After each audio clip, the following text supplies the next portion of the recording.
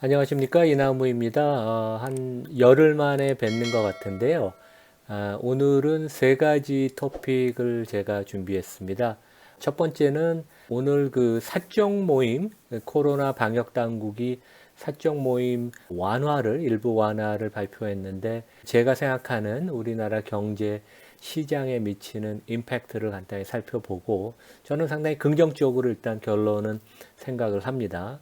그다음에 이제 두 번째는 우크라이나 사태가 거의 뭐 미국 연준의 금리 정책과 맞먹을 정도로 시장에 미국 시장뿐만 아니라 한국 시장에도 많은 영향을 미치는데, 과거 한 70년 동안 이러한 큰 지정학적인 이벤트가 있었을 때 주가가 어떠한 그 움직임을 보였느냐를 한번 살펴보고, 우리 입장이 아는 이유가 되게 그 자기 앞마당에서 벌어지는 지금 사건이죠. 그래서 이유 입장에서 한번 이 일을, 사건을 한번 살펴보겠습니다. 그 다음에 마지막 세 번째는 미국에서 매월 하는 월가에서 아주 주목을 받는 펀드 매니저 서베이라고 있습니다. 그래서 제가 옛날에 근무했던 뱅크 오브 아메리카 메릴 린치에서 이제 매달 시행하는데, 이것이 상당히 그 재미있는 시사점을 가져다 주는데, 이번 2월 달 서베이가 좀 재밌었습니다. 거기서 두 가지 특징을 제가 한번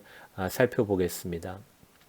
먼저 그 방역 당국이 발표한 사적 모임 완화는 이제 내일 토요일부터 카페나 이제 식당의 영업 시간을 9시에서 10시. 그다음에 이제 우리가 이제 이런 데를 방문하면 그 QR 코드를 체크하는 것이 의무화됐는데, 그것을 푼다고 보는데, 저는 뭐 의학 전문가, 과학자는 아니지만 작년에 이제 미국에 거의 한 세 달 여름하고 겨울에 머무르면서, 특히 이제 여름에는 델타를 경험했고 겨울에는 오미크론을 제주에 있는 사람들이 또 많이 확진이 되면서 경험을 했는데, 미국의 상황을 보면 이제 한국의 시사점이 있습니다. 미국은 인구가 3억 3천만 명인데 지금 공식적인 확진자 누계만 해도 7,800만 명, 전체 인구의 24%입니다. 근데 요즘 오미크론은 거의 증세도 없고 감기보다도 약한 상황이기 때문에, 거의 열이 없이 목에 약간 그 칼칼한 그 정도의 증상이고 일주일 내에 대부분 사람은 다 낫거든요. 그래서 병원도 가지 않고 PCR 테스트도 안 하고 거의 자가진단 키트로 집에서 며칠 쉬면서 뭐 필요한 사람은 일도 하고 그러거든요. 그래서 많은 사람이 확진자인데도 통계에 잡히지 않습니다. 그래서 제 생각에는 최소한 미국 같은 데는 한 40% 이상이 코로나에, 특히 오미크론에 많이 감염됐을 걸로 보고, 뭐 중증 환자가 일부 있기는 하지만 거의 없거든요. 그래서 시스템에 거의 무리를 주지 않고, 언론에서는 최근에 보도도 코로나 사태를 하지를 않습니다. 그래서 뒤늦게나마 오늘 방역 당국이 이런 결정을 한 것은 맞다고 보이고, 그동안 너무 국내 중소상인 아니면 자영업자들, 식장하는 이런 분들, 여러 그 상인들한테 어려움을 줘서, 특히 오미크론은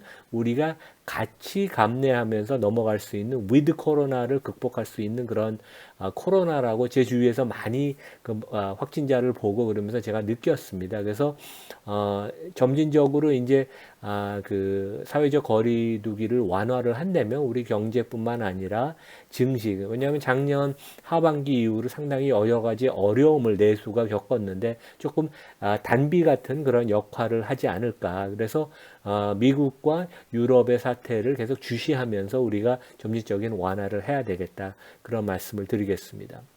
두 번째는 이제 러시아와 우크라이나 사태인데요. 제가 먼저 결론부터 말씀을 드리면, 거의 한 70년 동안 데이터를 여기 보면 이제 어떤 연구기관이 한 건데, 이제 진주만 사태 2차 대전 때부터 해서 소련 USSR이 아프가니스탄을 침공한 거, 그다음에 걸프전, 그다음에 9.11 맨해튼 뉴욕 테러 사태 포함해서 한 12개의 그 지정학적인 큰 이벤트가 있을 때 그 이후에 주가가 한 달, 세 달, 6달, 12개월 후에 어떤 움직임을 보였냐. 여기 이제 제가 빨간 그 박스 안에 보여드리는데, 당연히 이런 이벤트가 터지고 나서는 주가가 단기간으로는 많이 하락을 했지만 한 달, 세 달, 6개월, 12개월 후에는 거의 이런 이벤트를 평균을 내보면 예외 없이 주가가 점진적으로 회복을 했다. 그래서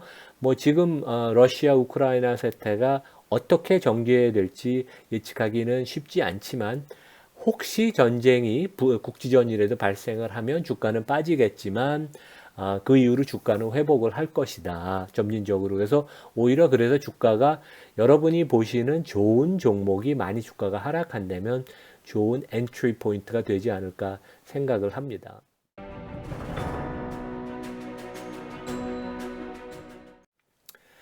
지금 이제 러시아가 우크라이나를 엄청나게 압박을 하는데 여기 이제 지도를 보시면 여기 핑크로 표시된 나라가 우크라이나고 그다음에 이제 그 빨간 서클이 큰 거가 하나가 이제 군대가 5천 명이 러시아 군대입니다. 그러니까 거의 10만 명 이상이 우크라이나를 러시아 군대가 270도 이상 그 포위한 그런 북해까지 포함해서 그런 양상인데 뭐 저도 일반적인 견해인 러시아의 선제 공격 가능성은 지금 상당히 미국하고 러시아하고 이제 구두전이 센데 전쟁이 일어날 가능성은 높지 않지만 그렇다고 양 국가가 미국, 러시아가 타협하기도 쉽지 않다. 그래서 전쟁 가능성이 좀 있다고 보는 사람들은 러시아의 요구가 기본적으로 두 가지입니다. 하나는 우크라이나가 이제 과거 소련 연방일 때 그런 그 한 자치 국가 같은 데였거든요. 지금은 이제 다 독립해서 에스토니아, 뭐 우크라이나 이런 데들이 저희 대학원에 학생들도 이런 나라 학생들이 많습니다. 근데 여기가 나토를 가입하면 안 된다. 왜냐면 나토를 가입하면 미국이 거기서 이제 전략적인 미사일을 배치해서 러시아의 군사적인 위협이 된다고 러시아는 주장을 하니까. 다른 주장은 러시아의 안전 보장을 서면으로 해달라. 근데 뭐 실제 우크라이나 미국 입장에서는 받아들이기가 서양 입장에서는 수용하기가 이제 불가능한 내용이고 또 러시아는 우크라이나를 이제 푸틴이 다시 그 과거같이 엠파이어를 큰 제국을 만들고 싶어 하는데 우크라이나가 이런 그 위성 국가로 이제 새로 독립한 국가 중에 가장 큽니다. 인구가 4천만 명이 넘으니까. 근데 여기를 나중에 통제하려면 너무 비용이 많이 증가한다. 그래서 지금이라도 우리가 점령을 해서 편입을 다시 하는 게 좋겠다. 그게 이제 어떻게 보면 전쟁의 가능성의 시나리오를 보는 그런 이유고 반면에 전쟁 가능성 거의 없다고 보는 사람들이 상당히 많은데 가장 큰 이유는 러시아가 실제 얻는 것은 별로 없고 너무 그 희생, 그 대가가 크다. 왜냐하면 미국, 유럽이 그 강조한 것처럼 경제 제재가 세게 들어갈 거고. 근데 러시아 경제가 좋지가 않습니다. 그 다음에 국제적 고립이 되면 러시아가 푸틴이 상당히 어려움을 겪을 테니까. 우리가 이제 미국, 러시아 입장만 많이 보고 또 우리 입장에서 많이 보는데 실제 이 사태는 독일, 프랑스, 뭐 이탈리 이런 나라들은 자기네 앞마당에서 벌어지는 아주 중요한 이벤트입니다. 특히 러시아는 전 세계 천연가스 교역량의 25%를 차지하고 여기 이제 그림에서 보다시피 그 여기 쑥색의 선이 러시아에서 서유럽으로 가스 파이프라인을 통해서 많이 공급이 되고 그 다음에 일부분은 그 우크라이나를 또 지납니다. 그래서 특히 서구 입장에서 유럽 입장에서 보면 그 가스 공급의 85%가 이러한 파이프라인을 통해서 공급이 됩니다. 그 다음에 또 러시아는 우리가 알다시피 석유도 많이 생산하는 그래서 오펙 플러스 하면 이제 러시아가 포함이 되죠. 그래서 에너지 측면에 있어서 상당히 중요한 의미를 이번 리스크가 갖는데 EU도 입장이 틀려요. 독일 같은 데는 여기 그림에서 보다시피 자국 천연가스 소요량의 49%를 의존을 하고 그 다음에 이태리는 높아서 46%를 의존을 합니다. 근데 유럽은 한국하고 틀리게 석탄 발전을 거의 하지 않습니다. 그래서 이제 재생에너지를 많이 쓰고 다음으로 천연가스를 많이 쓰고 그다음에 일부 프랑스 같은 데는 이제 원자력을 많이 쓰죠. 근데 반면에 영국이나 스페인 같은 데는 또 느긋해요. 왜냐하면 이 두 나라는 러시아 가스를 전혀 의존하지 않습니다. 영국 같은 데는 자체 가스도 있고, 그다음에 노르웨이 이런 데서 수입도 많이 하고. 그래서 이제 미국이 마쿠에서 역할을 하는 게 중동의 국가, 이제 카타르 같이 가스를 많이 생산하는데, 우리나라가 이제 카타르에서 가스 수입을 많이 하죠. 그래서 카타르가 우리가 공급할 의향은 있다. 러시아가 이제 여기서 공급을 중단하면 그 대신 우리나라랑 이번 기회에 장기 계약을 해라. 이제 그런 압력을 넣고 있고, 미국이 카타르를 지지하고 있습니다. 그다음에 이제 다른 대안으로는 이제 노르웨이, 뭐 미국, 알제르 이런 가스 생산 국가들이 될 텐데, 하여간 EU 입장에서는 상당히, 특히 독일, 이태리 입장에서는 중요한 문제고, 이 두 나라가 이제 G7 국가니까요.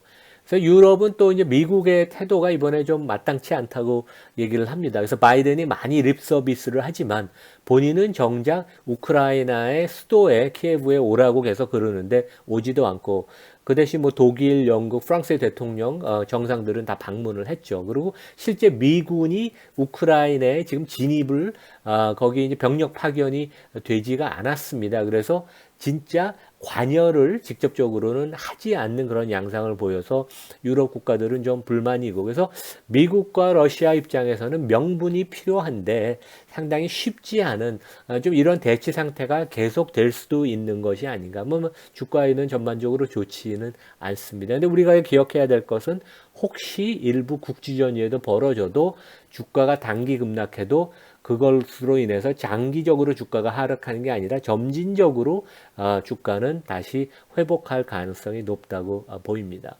이제 마지막 제가 얘기하고 싶은 얘기는 뱅크 오브 아메리카 메릴 린치라고, 제가 이제 근무를 했던 데인데, 전에 뭐 한 공동대표도 하고 이제 싱가포르에서 리저널 일부 역할을 제가 맡아서 이제 임원으로도 리전에서 있었는데, 여기가 이제 아주 오래된 월가에서 되게 그 따라하는 열심히 많이 보는 그 펀드 매니저 서베이라고 있습니다. 그래서 펀드 매니저 서베이는 매달 그러니까 엄청 큰 대형 펀드 매니저를 대상으로 총 운용 자산 규모가 1조 달러가 넘는 도합 서베이에 참여하는 펀드 매니저를 보면 이번에 한 300군데 정도가 참여했다고 합니다. 그래서 이것을 또 이제 진두지휘하는 게 전체 뱅크 오브 아메리카의 수석 전략가, Chief Strategist 마크 하크넷. 그래서 저랑 옛날 동료였는데 아주 똑똑한 친구입니다. 이 친구는 실제 골드만이나 모건 스탠리, JP 모건보다도 더 영향력이 있는 친구인데, 이 친구의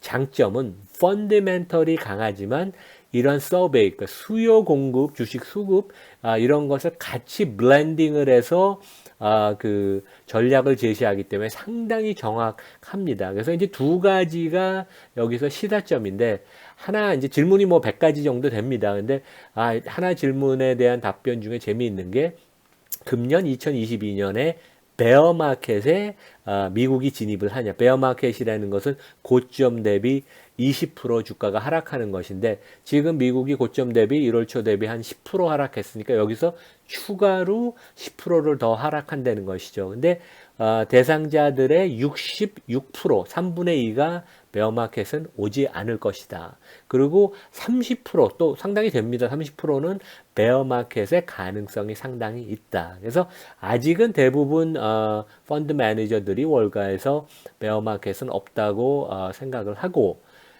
마지막 이제 제가 드린 말씀은 이제 여기가 국가별로 아니면 업종별로 펀드 매니저 당신이 오버웨이트 지금 돼 있냐, 언더웨이트 돼 있냐, 이런 질문을 합니다. 그래서 우리가 뭐 상식적으로 얘기하다시피 은행주, 금리가 올라갈 때 좋은 은행주, 그 다음에 경기에 민감한 시클리컬 주식들, 뭐 에너지, 이런 소재 산업, 이런 데들이 많이 오버웨이트 돼 있고, 이거는 뭐 우리가 상식적으로 아는 거고, 이런 업종들이 최근에 아웃퍼폼, 벤치마크보다 좋은 성과를 내고, 재미있는 것은 우리 서학개미들이 많이 투자가 돼 있는 IT, 테크를 9%포인트나 벤치마크 대비 언더웨이트를 했다. 그래서 아마 지난 한 두세 달 동안, 그 다음에 뭐 일부 종목들 한 6개월 동안 이들 IT 주가들이 상당히 주가가 많이 빠지고, 그랬는데 그게 아마 이런 대형 그 투자가들이